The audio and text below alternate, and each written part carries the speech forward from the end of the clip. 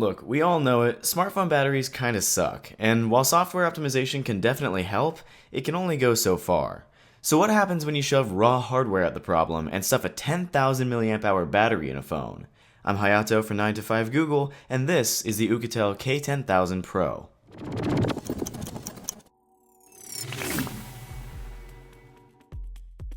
So yeah, 10,000 milliamps is a lot for a smartphone, and that kind of giant battery requires an equally massive casing. The K10000 Pro is a monster at 14mm thick and 288 grams. It's built tough with a metal frame and Australian calf leather on the back, but it feels a little more like plastic in the hand. Still, if this phone is anything like Oukitel's other offerings, which they literally demo by cracking walnuts screen first, then you have nothing to worry about in the durability department. It could stand to be a lot more ergonomic though.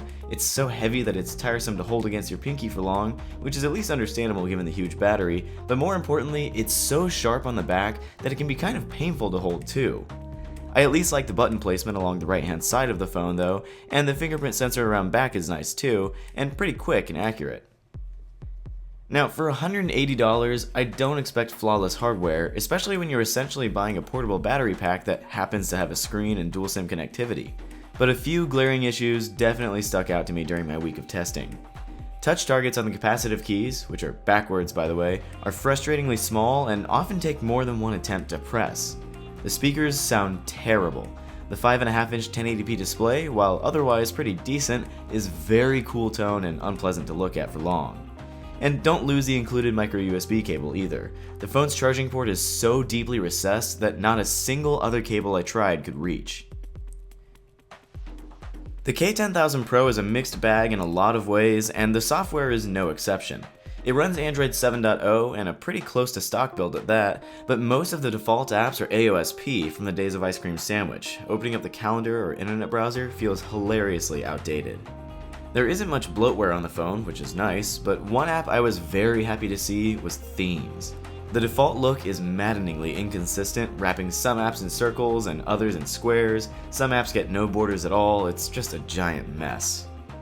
Equally frustrating, there's a menu in the settings called Smart Somatosensory that basically enables motion gestures for things like flipping through photos, but it gives you no information on what most of those gestures even are, and a lot of them have pretty hit or miss accuracy anyway.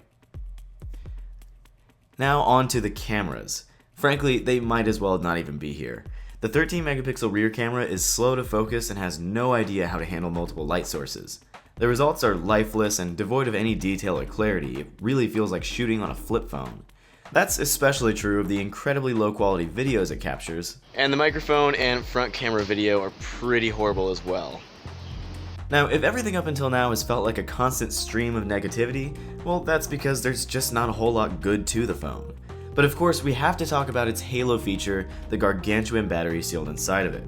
Between downloading and setting up nearly 100 apps, playing a few games, watching hours of YouTube and Netflix, and using Google Maps, I managed a little over 5 days from a single charge on the K10000 Pro, which is pretty amazing.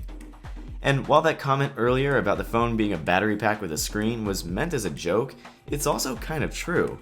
The K10000 Pro comes with a full-size to micro USB adapter that lets you connect another phone to it and literally use it as a power bank, making it useful to keep around even after you upgrade. That's assuming you buy the phone in the first place, and I really can't recommend that you do. $180 is very reasonable for any smartphone, let alone the one with the biggest battery in town, but the slow performance and cumbersome hardware make it a pretty hard sell, and that's before you consider all that it's missing, like NFC and even LTE connectivity. Smartphone batteries aren't great, but maybe battery smartphones aren't much better.